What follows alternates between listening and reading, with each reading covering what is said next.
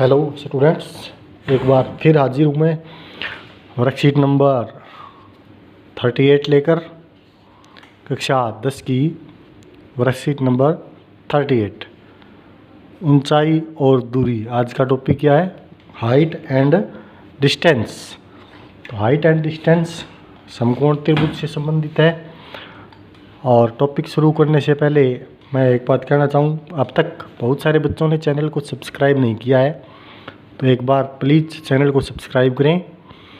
और चैनल को सब्सक्राइब करने के लिए आपको क्या करना है, जो आपके पास व्हाट्सएप ग्रुप पे जो लिंक आता है उसमें ब्लू लाइन्स दे रखी होती हैं कुछ, और ब्लू लाइन्स पे आप क्लिक करोगे तो वीडियो यूट्यूब में खुलेगा। यूट्यूब में खुलेगा तो आप वहाँ पे एक रेड कलर में सब्सक्राइब बटन लिखा होता है, सिर्फ आपको उसको दबाना मात्र है। ठीक है, वहाँ से आप इसकी क्लैरिटी भी ठीक कर सकते हैं। यूट्यूब के अंदर, यूट्यूब में जैसे ही वीडियो खुलेगा उसके ऊपर 3 डॉट्स होंगे, 3 डॉट्स पे क्लिक करोगे तो एक क्वालिटी ऑप्शन आएगा। क्वालिटी ऑप्शन में आप कम ज़्यादा कर सकते हैं। अगर स्पष्ट नहीं दिख रहा है तो ज़्यादा क्वालिटी लेकर के अच्छे से वीडियो को देख सकते हैं।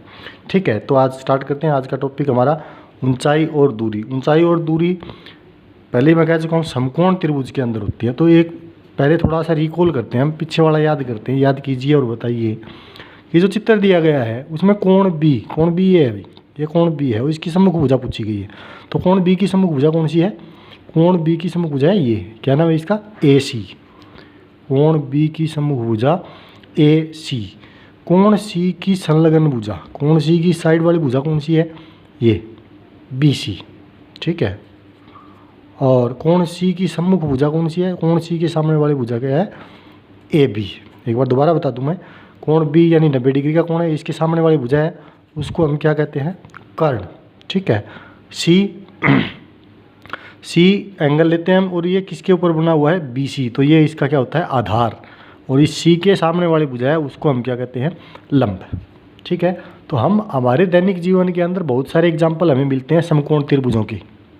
जैसे भाई एक दीवार है और ये ज़मीन है, ज़मीन के ऊपर हम CD रखते हैं तो एक क्या बनती है? एक समकोण त्रिभुज बनती है। ठीक है, एक पेड़ की ऊंचाई लेते हैं, एक पेड़ लेते हैं सीधा, और पेड़ के ऊपरी सिरे को अगर नीचे किसी बिंदु से मिलाएं तो इस प्रकार जो बनता है वो क्या होता है? एक समकोण त्रिभुज होता है।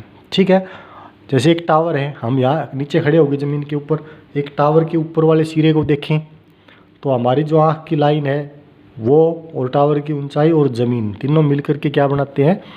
एक समकोण त्रिभुज बनाते हैं। तो बहुत सारे एग्जाम्पल हमें हमारे दैनिक जीवन में समकोण त्रिभुजों के मिल सकते हैं। ठीक है, हमारा टॉपिक क्या है? उन्नयन कोण। क्या टॉपिक है? उन्नयन कोण, angle of elevation. Angle of elevation. मान लीजिए आप ज़मीन पे खड़े हैं और आपसे ज़्यादा ऊंचाई की कोई वस्तु रखी हुई है सामने ऊपर, उसको देख रहे हैं। तो उसको देखने के लिए पहले हम सामने देखें, बिल्कुल सीधे देखें, और फिर जो ऊंची, मान लीजिए हम एक टावर को देखते हैं तो सीधी लाइन से, मतलब हमारी आंखें एकदम सीधी हैं और हमें टावर के ऊपर का जो सिरा देखने के लिए हमें क्या करना पड़ता है? हमारी आंखों को ऊपर की ओर घुमाना पड़ता है। ठीक है, मान लीजिए हम यहाँ खड़े हैं, ये आँख है हमारी और ये टावर है। ठीक है, हम इसको देखते हैं तो हमारी ये जो लाइन है, ये सीधी देखने वाली लाइन है, इसको अक्षैतिज रेखा बोलते हैं। क्या बोलते हैं? अक्षैतिज रेखा। ठीक है, इसको यहाँ देखने के लिए हमें हमारी आँख को ऊपर की ओर घुमाना पड़ता है, और जितना घुमाना पड़ता है वही जितने डिग्री का कोण बनता है उसको उन्नयन कोण कहते हैं। क्या कहते हैं? उन्नयन कोण, एंगल ऑफ एलिवेशन, यानी ऊपर की ओर देखने से जो बनता है वो एंगल ऑफ एलिवेशन होता है। ठीक है, दूसरी बात, मान लीजिए एक मकान है, आप इस मकान की छत पे खड़े हुए हैं। ठीक है, और यहाँ आपका एक दोस्त खड़ा हुआ है, तो आप सीधा देखेंगे तो ऐसे देखेंगे, ये अक्षैतिज रेखा हो गई आपकी। जैसे ही आपने नज़र नीचे की ओर घुमाई तो ये जो एंगल बनेगा, कितना घुमाया है आँख को अपने दोस्त को देखने के लिए, वो अवनमन कोण कहलाता है भाई। मतलब नीचे की ओर घुमाना, वो क्या होता है? अवनमन कोण। अब आपका दोस्त क्या कर रहा है, आपका दोस्त आपको देखने के लिए अपनी आँख को ऊपर की ओर घुमा रहा है, तो ये कौन सा होता है, ये यही वाला होता है उन्नयन कोण। ठीक है, ये थे उन्नयन कोण और अवनमन कोण, समझ गए। दोबारा देखें भी क्षैतिज रेखा और दृष्टि रेखा, ये हमारी क्षैतिज रेखा होती है, हमें ऊपर की ओर देखना है तो आँख ऊपर की ओर घुमाते हैं। दृष्टि रेखा के बीच में जो एंगल बनता है वो उन्नयन कोण होता है। हम किसी ऊंचाई पर खड़े हुए हैं, नीचे किसी वस्तु को देख रहे हैं तो हमें नीचे की तरफ अपनी आँखें घुमानी पड़ती है, वो अवनमन कोण होता है, एंगल ऑफ डिप्रेशन। ठीक है, अब ये दो चीज़ें बहुत इम्पोर्टेंट है और इन्हीं का यूज करेंगे हम एक्सरसाइज के अंदर। कैसे करेंगे, ऊंचाई और दूरी के जितने भी क्वेश्चन हैं, पेपर में एक क्वेश्चन आता है पक्का 4 नंबर का, चाहे वो किसी भी बोर्ड का स्टूडेंट हो, 4 नंबर का एक क्वेश्चन या 2 क्वेश्चन, एक 4 का और एक 3 का गारंटीड आते हैं एग्ज़ाम के अंदर, अब की बार भी आएंगे। तो पहले क्वेश्चन सोल्व कैसे करते हैं, पहले जो क्वेश्चन दे रखा है उसको हम ध्यान से पढ़ते हैं, फिर उसके अकॉर्डिंग उसका चित्र बनाते हैं, जैसा कि प्रश्न में बोला गया है उसके हिसाब से उनके नाम रखते हैं और फिर साइन कोस टैन का प्रयोग करके उसको हल करते हैं। हल करने का काम है वो कल आएंगे, एग्जाम्पल कुछ अगली वर्कशीट के अंदर आएंगे सॉरी, और फिर हम करेंगे। ठीक है, अब प्रयास कीजिए पे आते हैं भी। उन्नयन कोण एवं अवनमन कोण में 2 अंतर बताएंगे। उन्नयन कोण और अवनमन कोण, इन दोनों में 2 अंतर क्या है भाई।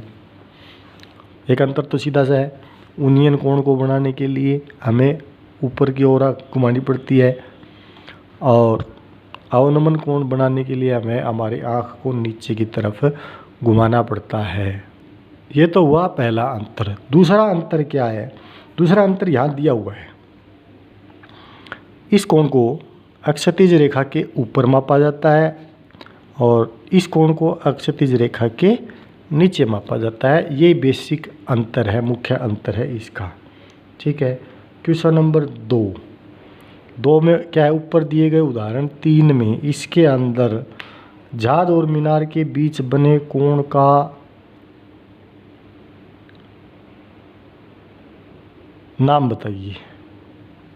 जहाज और मीनार, जहाज, ये जहाज है भी और ये मीनार है, तो इसके बीच में जो कोण बना है ये आपको बताना है उन्नयन कोण है या अवनमन कोण है।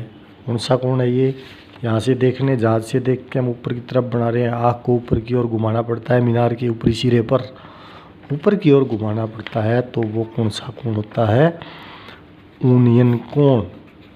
ठीक है, क्वेश्चन नंबर 3, क्वेश्चन नंबर 3 क्या है अभी, निम्न कथन के लिए नामांकित चित्र बनाइए। मतलब एक स्टेटमेंट दे रखी है, समुद्र तल से, जैसे जैसे ये बोले वैसे वैसे करते जाएंगे हम। क्या बोला है, समुद्र तल से 65 मीटर ऊपर स्थित, तो समुद्र तल है भाई हमारा, मान लीजिए ये। ठीक है, ये क्या है, समुद्र तल, इसको हम क्या लेते हैं, समुद्र तल। अब समुद्र, दूसरी बात क्या है, समुद्र तल से 65 मीटर ऊपर स्थित बिंदु से, ये समुद्र तल है, इससे ऊपर एक बिंदु है भी, मान लेते हैं वो ए है। ये कितना ऊपर बता रखा है, 65 मीटर। ठीक है, कितना ऊपर, 65 मीटर ऊपर स्थित बिंदु से, यहाँ एक बिंदु है उससे